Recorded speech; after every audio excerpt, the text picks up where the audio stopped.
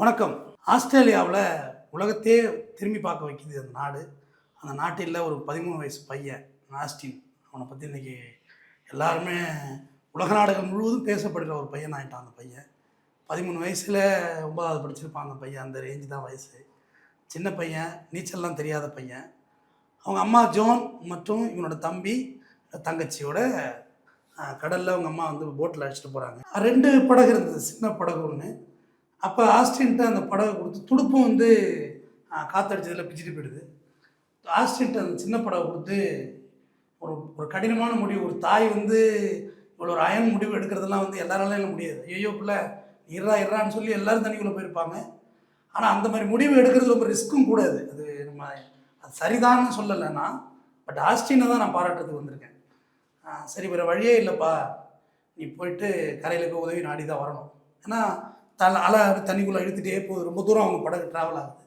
ஆஸ்டின்ட்டு ஒரு படகு கொடுக்குறாங்க. அந்த படகுல ஆஸ்டின் தன்னுடைய ஒட்டுமொத்த எனர்ஜி பயன்படுத்தி வரக்குள்ளே அந்த படகுல ஒரு ஓட்டை இருந்து அதுவும் தண்ணிக்குள்ளே வந்து மூழ்கி போகுது. ஒரு துரதிருஷ்டத்தின் உச்சம்னு சொல்லுவாங்கல்ல, அதுதான் அந்த குடும்பத்துக்கு வந்த நிலை. ஆனால் ஆஸ்டின் வந்து நீந்த லைஃப் ஜாக்கெட் என்ன செய்யுதுன்னா, தண்ணியோட வாட்டத்துக்கு இந்த நெட்டி மாரி இருக்கும் லைஃப் ஜாக்கெட்டு, அதை போட்டுட்டு நீ நீந்த முடியாது, ஒரு இடத்தை நோக்கி பயணிக்க முடியாது. ஆனால் ரொம்ப நேரம் நீ தண்ணியில் இருக்கலாம். இந்த அலையில் அப்படியே தள்ளும் அது லைஃப் ஜாக்கெட்டை நீந்த முடியல. லைஃப் ஜாக்கெட்டை தூக்கி எறிஞ்சிட்டு நீந்துறான் பார்த்தா அவங்க தாய் இறக்கிவிடக்குள்ள ரொம்ப கிட்டக்க தான் இருக்கும் கரைன்னு அவங்க ஃபீல் பண்ணிட்டாங்க. பட் நெட்வொர்க் கிடைக்காது. ஆனால் கிட்டக்கெல்லாம் இல்லை கடல். கிட்டத்தட்ட 4 கிலோமீட்டர் 4 மணி நேரம் நீச்சல். 1 கிலோமீட்டர் 1 மணி நேரத்தில் நீந்திருக்கான் அந்த பையன். நடக்க முடியுமா நம்மளால்? கற்பனை செய்து பாருங்கள். நீந்துறான். அவனுக்கு வந்து அப்போ அந்த பையன்கிட்ட கேட்குறாங்க, நீ என்ன திங்கிங்கில் நீந்தின அப்படின்னு கேட்குறான். நீந்திட்டான். அந்த முடிச்சிடறான். நீந்தி கரைக்கு வந்து ஃபோனை ஃபோனை வாங்கி அதில் அவசர உதவிக்கு அடிச்சுட்டு எங்கள் அம்மா எல்லாம் கடலில் இருக்காங்கன்னு சொல்லிவிட்டு மயங்கினவன் தான். மயங்கிக்கிறோன்னு முடியுது. அவங்க அம்மா தான் அப்புறம் தான் நாழி ஆகுது, இருட்டுது, கடும் குளிர். நம்ம ஊர் கடல் மாரி கற்பனை பண்ணிடாதீங்க. ஆஸ்திரேலியாவில் எல்லா கிளைமேட்டையும் தண்ணி வந்து சில்லுன்னு தான் இருக்கும். அது -டிகிரிலாம் போகிற காலங்கள்லாம் உண்டாங்க. கடும் குளிர் வேறு. ஐயோ நான் தப்பான முடிவு எடுத்துட்டேன், என் மகனை நான் இறக்கி விட்றக்கூடாது, என்னதான் ஆனாலும் என்னோட வச்சுருந்துருக்கணும், எப்படி இருந்தாலும் மீட்பு படகு யாரோ வரதான் போகிறாங்க, ஃபிஷர்மேன் யாரோ வரதான் போகிறாங்க, நான் தப்பு பண்ணிட்டேன் அப்படின்னு ஃபீல் பண்ணியிருக்காங்க ஜோன். இந்த பையன் முழிக்கிறான். ஹாஸ்பிட்டல் வந்துடுறான். ஹாஸ்பிட்டல் வந்து முழிச்சு அம்மாவும் தங்கச்சியும் உயிரோடு இருக்காங்களா அப்படின்னு கேட்குறாங்க அப்பாட்ட. எல்லோரும் இருக்கிறாங்க, ஒன்றும் நீ ஃபீல் பண்ணாதுன்னு அடிச்சு காமிச்ச பிறகு தான் அந்த பையன் ரிலாக்ஸ் ஆகிறான். நீ ரியல் ஹீரோ அப்படின்லாம் அந்த பையனை வந்து எல்லோரும் சொல்கிறாங்க. ஆனால் அந்த பையன் சொல்கிறான், நான் ஹீரோலாம் இல்லை, தப்பான வார்த்தை அது. என் தம்பி என் தங்கச்சி எங்கள் அம்மாவை காப்பாற்றணுங்கிற வெறி மட்டும் தான் என் மனசில் இருந்தது. எப்படா நீந்தினேன், இப்படி நீந்த முடியும், அலை எப்படி ஒரு அலையை நீந்தி நீங்கள் கிடக்கணும், குளிர் வேறு, எப்படா நீந்தினேன் அப்படிங்குள்ள எனக்கு வந்து எங்கள் அம்மா தங்கச்சி மட்டும் தான் நினப்பு இருந்தாங்க, என் தம்பி தான் நினப்பு இருந்தாங்க, நான் காப்பாற்றணும். அது ஒரு கடுமையான போராட்டம் தான், ஆனாலும் நான் செஞ்சு தான் ஆகணும். என் மனசுக்கு பிடிச்ச பாடல்களை பாடிக்கிட்டு கடவுளை பிரயத்தனை பண்ணிக்கிட்டு நீந்தினேன் அப்படின்னு வந்து சொல்கிறான். ஒரு பையன் வயசெல்லாம் முக்கியம் இல்லைங்க, நிஜ ஹீரோ அவன் தாங்க. தன் குடும்பத்துக்காக தன் தங்கை தாய் காப்பாற்றுறதுக்காக அவன் நீந்தி வந்தது வந்து மிகப்பெரிய ஒரு விஷயம். இது எல்லார் வீட்லேயும் ஆஸ்டின் இருக்கும். நம்ம தான் ஆஸ்டின். நம்ம பிள்ளைகளை வந்து தைரியத்தோடையும் நல்ல ஊக்கத்தோடையும் வளங்க. சினிமா பார்த்து வளர்கிற பலவீனமான கூட்டமாக நம்ம பிள்ளைகள் ஆயிடக்கூடாது.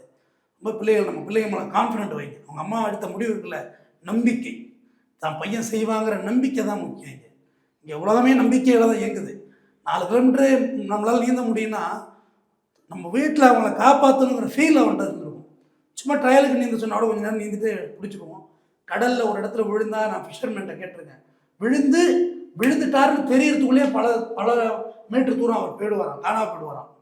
2 ஃப்ளோக்கில் ஆள் இல்லாமல் போய்டும். அந்த வாட்டத்தில் விழுந்துட்டாருன்னு நான் ஃபீல் பண்ணி திரும்பி தேடி போனாலே ஆளை பிடிக்க முடியாது அந்த இடத்துல அப்படின்றத அவர் சொல்கிறாரு. ஸோ அந்த மாதிரி ஒரு சூழலில் அந்த ஆஸ்டின் வந்து அந்த முடிவு எடுக்கிறான். 13 வயசு பையன், அவங்க அம்மாவும் எடுத்துருக்குறாங்க. எனக்கு என்னை பொறுத்தவரை இது ரொம்ப சந்தோஷமாக இருந்தது. இது ரொம்ப ப்ரௌடாக இருந்தது. நம்ம பிள்ளைக்கு என்ன தெரியும், 13 வயசு பிள்ளை, 13 வயசு சின்ன பிள்ளை தானே, 20 வயசு வரைக்கும் சின்ன பிள்ளை தானே, 40 வயசு வரைக்கும் சின்ன பிள்ளை தானே. இல்லை எல்லாருக்குள்ளேயும் ஒரு பெரிய மனுஷன் இருக்கான். குற்றாலீஸ்வரன் பற்றி நீங்கள் படிச்சிருக்கீங்களா? மறந்து போயிருக்கோம். எங்களுக்கு பாடப்புத்தகத்திலே இருந்தது குற்றாலீஸ்வரன் இங்கிலீஷ் கால்வே நீந்தினாப்புல. தன்னோட 8வது படிப்பு இங்கிலீஷ் கால்வே நீந்துறாரு. நம்ம என்ன படித்தோம், அப்போ நமக்கு என்ன தெரிஞ்சிருக்கும். குற்றாலீஸ்வரன் அவ்வளோ பெரிய நீச்சல் வீரன் குற்றாலீஸ்வரன். அது இயற்கையில் வந்தது. அவர் ப்ராக்டிஸ் இருந்திருக்கும். அதுக்கான பக்கத்தில் இப்போ நீச்சல் வீரர்கள்னால் பக்கத்தில் கப்பல் வரும், அதெல்லாம் தெரியும், தான் படிச்சிருப்பீங்க. அதெல்லாம் தனியெல்லாம் நீந்த விட்ற மாட்டான். பக்கத்தில் சேஃப்டி ஃபிஷிங் போட்டு, அதாவது பாதுகாப்பு படகுகள்லாம் வரும். ஏன்னா மீன் இருந்து கடிச்சிடக்கூடாது. மீன் கடிச்சிடாமல் இருக்கிறது கெமிக்கல்லாம் உடம்புல தள்ளிட்டு தான் இறக்கிடுவாங்க. கிளாஸ் போட்டிருப்பாங்க, காதுக்குள்ளே தண்ணி போயிடாது, எல்லாம் பாதுகாப்பு இருக்கும். ஆனால் ஆஸ்டின்ட்ட எதுவுமே கிடையாது. வெறும் சட்டை குளிர், அந்த மாதிரி எந்த உபகரணமும் கிடையாது. ஒரு நீச்சல் வீரர் நீந்துறாருன்னா முடியலைன்னா நீங்கள் போட்டில் ஏறிடலாம். ஓகே, நான் டிக்ளேர்டு, நான் தோத்துட்டேன், ஏறிடுறேன்னு ஏறிடலாம். ஆனால் இது அப்படி கிடையாது. 2 கவலை இந்த பையன்கிட்ட இருந்திருக்கு.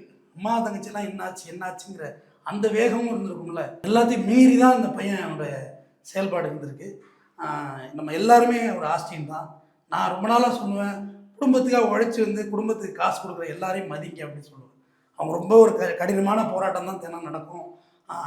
வீட்டுக்கு சம்பாரிச்சுட்டு வரவனை ஏளனப்படுத்தாதீங்க. வீட்டுக்கு சம்பாரிச்சுட்டு வர பொம்பளை ஏளனப்படுத்தாதீங்க.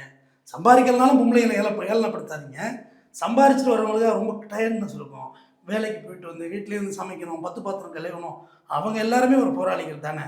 நீங்கள் வந்து ஃபெமினிசம்னு சொல்லிட்டு பேசுகிறதெல்லாம் சொல்லவில்லை, அது பெரிய வார்த்தை அது. அதே மாதிரி ஆண்களுக்கும் சொல்கிறேன், நீங்கள் சம்பாரிச்சுட்டு வர்றவனை வந்து ரெஸ்பெக்ட் பண்ணுங்கிறது என்னோட கருத்து. வந்தோன்னே ஒரு காஃபி சாப்பிடுங்க, ரெஸ்ட் எடுங்க, அந்த வெந்நீர் போட்டு குளிங்க அப்படின்னு சொல்லணும். ஏன்னா அவங்க வீட்டுக்காக உழைச்சிட்டு வர்றாங்க. அதுமாதிரி பசங்களை பள்ளியிடம் போயிட்டு வர்ற பசங்களுக்கு வாழும் கலையை சொல்லிக் கொடுங்க, வாழ்வியல் கலை. அது இல்லவே இல்லை. வாழ்க்கை கல்வின்னு எங்கள்கிட்ட ஒரு பாடம் இருந்தது, அது இருக்கா இல்லையா? இப்போ லெசனில் நான் படிக்கக்குள்ளே இருந்துச்சு எனக்கு வாழ்க்கை கல்வின்னு.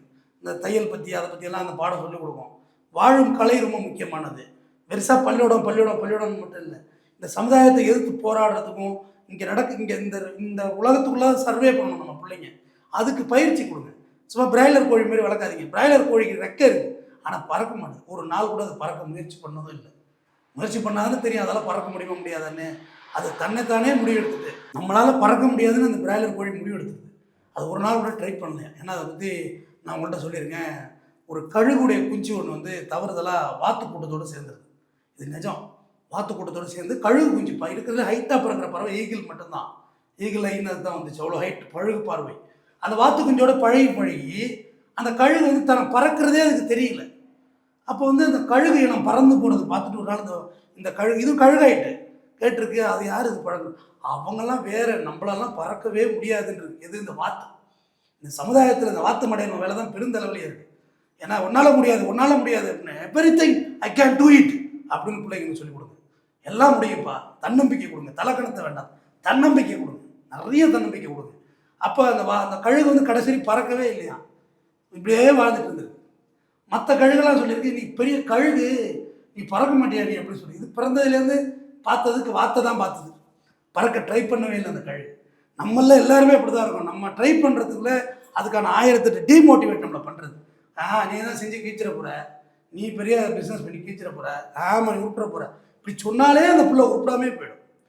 அதனால் எல்லாருமே நம்மள்ட்ட ஆஸ்டின் தான். ரியலி ஹேட்ஸ் ஆஃப் ஆஸ்டின், உனக்கு நான் சிறந்தாழ்ந்து வணங்குகிறேன். உன்னை பெற்றவங்களுக்கும் ரொம்ப மகிழ்ச்சி அடைகிறேன். நல்ல பிள்ளையை பெற்றிருக்கிறீங்க. நன்றி.